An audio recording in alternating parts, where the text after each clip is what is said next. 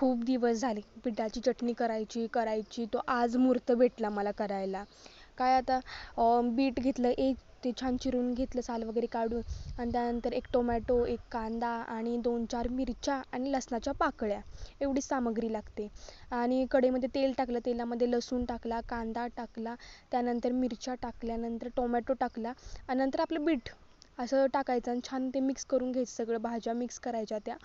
आणि बीट कसं शिजण्यासाठी ना त्याच्यावर झाकण ठेवायचं 5-10 मिनटं, आणि चांगलं शिजून झाल्यानंतर ना मिक्सरमध्ये काढून घ्यायची ती सगळी भाजी आणि ग्राइंड करून घ्यायचं.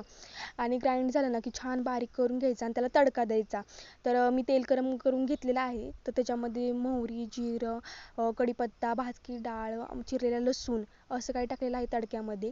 आणि तडका हा आपल्या रूटाच्या चटणीवर टाकलेला आहे आणि चटणी आपली तयार झालेली आहे. खूप टेस्टी लागते, भाताबरोबर तर एक नंबर लागते.